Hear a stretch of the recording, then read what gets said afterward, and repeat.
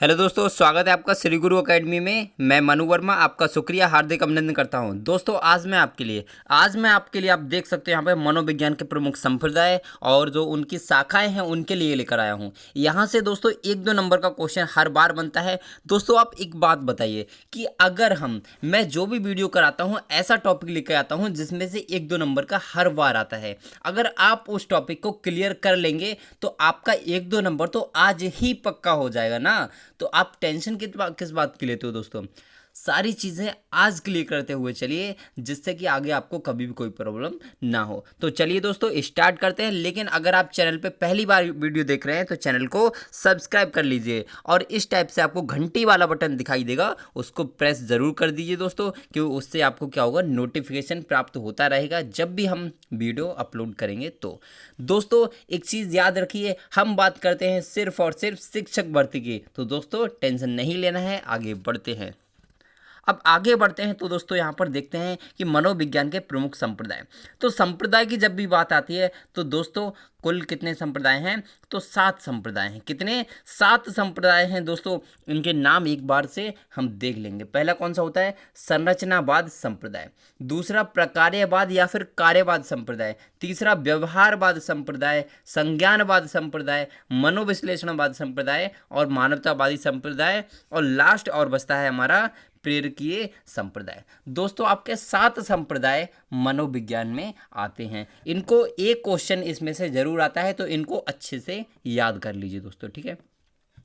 अब यहाँ पर दोस्तों मैंने देखा है, मुझसे कुछ हमारे फ्रेंड्स भाई बहन हमसे कहते हैं कि सर आप पीडीएफ प्रोवाइड करा दीजिए, हमें नोट्स प्रोवाइड करा दीजिए। अरे भाई टेंशन किस चीज़ की ले रहे हो ना, आपको वीडियो के डिस्क्रिप्शन में टेलीग्राम चैनल का लिंक मिल जाएगा, तो वहाँ से आप डाउनलोड कर लीजिए फ्री ऑफ कॉस्ट। सारी चीज़ें फ्री ऑफ कॉस्ट हैं। वहाँ आपको बुक्स भी मिल जाएंगी सी टेट के लिए, नोट्स भी मिल जाएंगे और पीडीएफ भी मिल जाएगी दोस्तों। आपको प्रॉपर क्लासेस भी वहाँ पे मिलती रहेंगी। तो ये सारी चीज़ें आप ध्यान रखिए, वहाँ से आप डाउनलोड कर सकते हैं। दूसरी चीज़, डिस्क्रिप्शन में ही यानी कि वीडियो को डिस्क्रिप्शन में आपको क्या मिलेगा दोस्तों? प्लेलिस्ट भी मिल जाएंगी। जितनी भी हमारे सब्जेक्ट वाइज प्लेलिस्ट हैं वो आपको मिल जाएंगी। आप वहाँ से वीडियोज़ भी देख सकते हैं दोस्तों। तो चलिए यहाँ पर सबसे पहला देखते हैं दोस्तों, संरचनावाद संप्रदाय। अब दोस्तों एक चीज़ याद रखेंगे, जो हमारा संरचनावाद संप्रदाय है ना, उसके कई सारे नाम हैं। संरचनावाद संप्रदाय भी इसी को कहते हैं, निर्मितवाद भी संप्रदाय इसी को कहते हैं, निर्माणवाद भी इसी को कहते हैं। तो 3 नाम इस संप्रदाय के हैं। कौन कौन से? संरचनावाद संप्रदाय, निर्मितवाद संप्रदाय और निर्माणवाद संप्रदाय। ये चीज़ आप ध्यान रखेंगे, ये तीनों एक ही हैं। हमेशा क्या होता है कि मनोविज्ञान में बहुत सारी कन्फ्यूजन इसी वजह से हो जाती हैं कि एक चीज़ के कई सारे नाम हैं दोस्तों। अब यहाँ पर अगर हम देखते हैं कि संरचनावाद, निर्मितवाद या निर्माणवाद के संस्थापक कौन है, तो आप कहोगे विलियम वुंट। कौन है दोस्तों? विलियम वुंट हैं। और ये वही विलियम वुंट हैं जिन्होंने जर्मनी के लिप्जिंग शहर में 1879 में दोस्तों क्या किया था, एक प्रथम प्रयोगशाला स्थापित की थी जर्मनी के लिप्जिंग शहर में। आप ध्यान रखेंगे। और वर्तमान में उसका नाम क्या है दोस्तों? तो उस विश्वविद्यालय का नाम है, जिस विश्वविद्यालय में लैब स्थापित की थी, उस विश्वविद्यालय का आज जो वर्तमान में नाम है वो क्या है? तो कार्ल मार्क्स विश्वविद्यालय है। आप इसको ध्यान रखिए। तो ठीक है दोस्तों, अगर हम बात करें इस संप्रदाय की, तो ये मनोविज्ञान में स्थापित होने वाला प्रथम संप्रदाय था। यानी कि सबसे पहले यही संप्रदाय आया था। निर्मितवाद, निर्माणवाद या फिर संरचनावाद संप्रदाय सबसे पहले आया था। अब दोस्तों इसमें बात की जाती है कि ये होता क्या है, तो यह संप्रदाय चेतना या संवेदना पर आधारित होता है। चेतना या संवेदना पर आधारित होता है। तो चेतना या संवेदना क्या होती है दोस्तों? तो इसमें ये होता है, हमारी जो इंद्रियां हैं ना, हमारी कितनी इंद्रियां हैं? तो आप कहोगे 5 इंद्रियां हैं। तो पांचों इंद्रियों से प्राप्त होने वाली जो मतलब हमें सबसे पहले जिस चीज़ की अनुभूति होती है वही हमारा चेतना या फिर संवेदना कहलाता है। 5 जो हमारी इंद्रियां हैं उनको भी ध्यान रखिए, उससे भी तो एक क्वेश्चन बन ही जाता है। कौन कौन सी? आपको शायद पता भी होगा ये वाला, कि आँख, कान, नाक, जीभ और त्वचा, ये 5 आपकी हो गई। कौन कौन सी? आँख, कान, नाक, जीभ और त्वचा, ये आपकी 5 ज्ञानेंद्रियां होती हैं। और इन्हीं 5 ज्ञानेंद्रियों से जो हमारा प्रथम पीढ़ी का ज्ञान प्राप्त होता है, यानी कि सबसे पहले जो हमें ज्ञान प्राप्त होता है वही हमारा चेतना या संवेदना कहलाता है। बस छोटी सी चीज़ है, आपको याद हो गया होगा, आई होप, ठीक है। अब दोस्तों यहाँ पे अगर हम देखें तो 1880 में पहली बार इस संप्रदाय ने मनोविज्ञान को एक स्वतंत्र विषय के रूप में परिभाषित किया था। ये बहुत ही इंपॉर्टेंट है कि 1880 ईस्वी में पहली बार इस संप्रदाय ने मनोविज्ञान को एक स्वतंत्र विषय के रूप में परिभाषित किया था। अब दोस्तों क्वेश्चन ये बन जाता है कि जब 1880 में पहली बार स्वतंत्र विषय के रूप में स्थापित कर दिया, तो इससे पहले क्या स्वतंत्र नहीं था? तो मनोविज्ञान दोस्तों इससे पहले स्वतंत्र नहीं था, उससे पहले वो दर्शन शास्त्र के रूप में माना जाता था, यानी कि दर्शन शास्त्र का ही एक पार्ट था मनोविज्ञान। तो इसको भी ध्यान रखेंगे। और इसे किसने किया स्वतंत्र? तो उनका नाम भी क्या है? वही है विलियम वुंट जी। वही विलियम वुंट हैं दोस्तों, वही विलियम वुंट हैं। ध्यान रखेंगे दोस्तों, एक बार नहीं 10 बार ध्यान रखिए ये वाला क्वेश्चन तो, कि कौन सा, कि प्रथम लैब किसने बनवाई। तो दोस्तों अगर आपने सिद्धांत पढ़ना हो तो सिद्धांत के लिए एक मैंने ट्रिक लेकर आया हूँ, उसमें मैंने हनुमान चालीसा की तरह पूरी ज़बरदस्त तरीके से उसको कराया हुआ है। आप प्लेलिस्ट चेक कर लीजिए, वहाँ आपको मिल जाएगा। बहुत ही सिंपल वे में आपको सारे के सारे सिद्धांत आपको याद हो जाएंगे वहाँ से, ठीक है। तो चलिए आगे बढ़ते हैं दोस्तों। हमारा दूसरा संप्रदाय आता है प्रकार्यवाद संप्रदाय। इसे प्रकार्यवाद या कार्यवाद नाम लिया जाता है इसका। कार्यवाद भी इसी को कहते हैं, प्रकार्यवाद भी इसी को कहते हैं दोस्तों, ठीक है। तो अगर हम इसकी बात करें तो प्रकार्यवाद की जब हम बात करते हैं तो संस्थापक आते हैं विलियम जेम्स। कौन आते हैं? विलियम जेम्स आते हैं दोस्तों। और समर्थनकर्ता की बात करते हैं तो जॉन ड्यूबी, एडवर्ड ली थॉर्नडाइक, कैटल, वुडवर्थ, रॉलेड एंडल, ठीक है। रोलिंड एंजल, ये आपके कुछ मनोवैज्ञानिक हैं, ये इनके समर्थन करता है। समर्थनकर्ता से यहाँ से क्वेश्चन इस टाइप से आता है कि निम्न में से कौन सा प्रकार्यवाद का मनोवैज्ञानिक नहीं है। निम्न में से कौन सा प्रकार्यवाद का मनोवैज्ञानिक नहीं है, उसमें से आपको ये दे दिए जाएंगे। मान लीजिए जॉन ड्यूवी भी दे दिया, थॉर्नडाइक भी दे दिया, कैटल दे दिया, और एक देंगे, मान लो कोई और दे दिया, वुडवर्थ दे दिया, तो वुडवर्थ तो इसमें है, कुछ और नाम दे दिया, जैसे स्किनर दे दिया, तो आप कहोगे कि स्किनर इसमें नहीं होंगे। लेकिन कहोगे कब टिक कर पाओगे? जब आपने पढ़ा होगा तभी कर पाओगे ना दोस्तों। तो इसीलिए इनके समर्थनकर्ता को भी आप ध्यान रखना पड़ेगा। अब यहाँ पर अगर हम बात करते हैं विलियम जेम्स। विलियम जेम्स कौन है, ये आपको कमेंट करके बताना है। विलियम जेम्स कौन है, ये बहुत ही इंपॉर्टेंट है दोस्तों। इसके बारे में बता सकता हूँ, लेकिन ये आपसे पूछना चाहूँगा कि विलियम जेम्स कौन है, ठीक है। और यहाँ पर अगर हम बात करते हैं दोस्तों, कई बार मेरे पास ये क्वेश्चन आता है कि सर मनोविज्ञान का जनक कौन है। तो जनक दोस्तों अगर बात आती है तो जनक कौन है, तो अरस्तु को ही जनक कहा जाता है। लेकिन आधुनिक जनक किसे कहा जाता है? तो मनोविज्ञान का जो आधुनिक जनक कहा जाता है वो भी आपका किसको कहा जाता है? विलियम वुंट जी के लिए कहा जाता है। आप ध्यान रखें, आधुनिक की बात की जाएगी तब, ठीक है।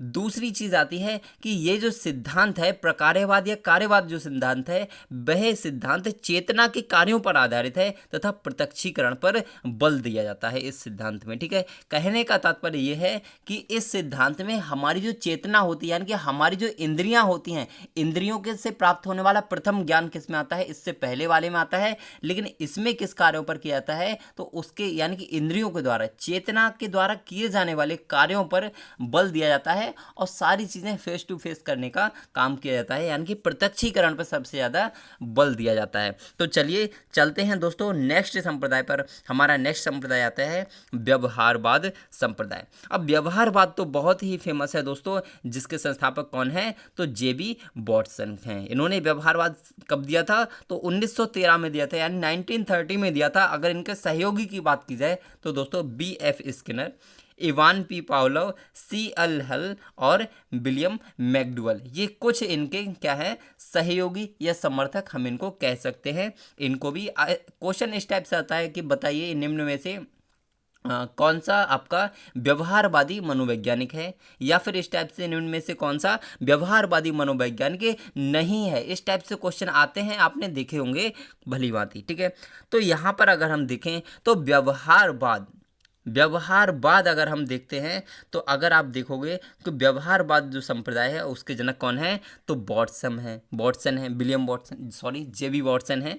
लेकिन जब अगर व्यवहार शब्द की बात प्रयोग करें, किस सब व्यवहार शब्द को सबसे पहले प्रयोग किसने किया? तो आप कहोगे विलियम मैकडुअल ने किया था 1905 में अपनी पुस्तक में आउटलाइन ऑफ साइकोलॉजी। अब यहाँ पर देखिए कितने क्वेश्चन आपके कवर हो रहे हैं। पहला क्वेश्चन क्या था कि व्यवहारवाद के जनक कौन है? तो आप कौन कहोगे? जेबी वॉटसन। और व्यवहारवादियों में और कौन कौन आते हैं, तो B.F. Skinner, Ivan P Pavlov, C.L. हल, विलियम मैकडूगल। दूसरा व्यवहारवाद के जनक कौन है, तो आप कहोगे वॉटसन, ठीक है, J.B. वॉटसन। और अगर क्वेश्चन ये आता है कि व्यवहार शब्द का सबसे पहले प्रयोग किसने किया, तो आप कहोगे विलियम मैकडूगल ने किया था, 1905 में किया था, अपनी पुस्तक आउटलाइन ऑफ साइकोलॉजी। अब पुस्तक का भी नाम इसको ध्यान रखना है, ठीक है। तो इन सारी चीज़ों को ध्यान रखेंगे, आपका क्वेश्चन 2-3 क्वेश्चन आपके पक्के हो जाएंगे, ठीक है। तो चलते हैं दोस्तों नेक्स्ट पे, वॉटसन की प्रमुख पुस्तकें। यहाँ से क्वेश्चन 100% आता है दोस्तों। वॉटसन ने 3 पुस्तकें लिखी थी, J.B. वॉटसन ने 3 पुस्तकें लिखी थी, और 3 पुस्तकों में से एक पुस्तक हर बार एग्जाम में आती है, तो ये ध्यान रखिए। इनकी पहली पुस्तक का नाम था व्यवहार, मनोविज्ञान की एक तुलनात्मक अवधारणा। ये 1914 में प्रकाशित की गई थी।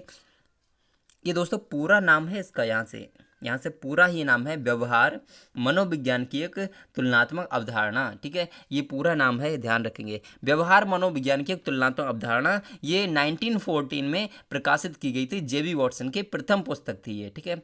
J.B. वॉटसन की दूसरी पुस्तक की अगर हम बात करें तो वो थी आपकी मनोविज्ञान व्यवहार का एक दृष्टिकोण, मनोविज्ञान व्यवहार का एक दृष्टिकोण। ये J.B. वॉटसन की दूसरी पुस्तक थी जो 1919 में प्रकाशित की गई थी। J.B. वॉटसन की तीसरी पुस्तक का नाम था व्यवहारवाद। क्या नाम था? व्यवहारवाद नाम था, जो 1924 में प्रकाशित की गई थी। तो इनकी तीनों पुस्तकों को आप ध्यान रखिए।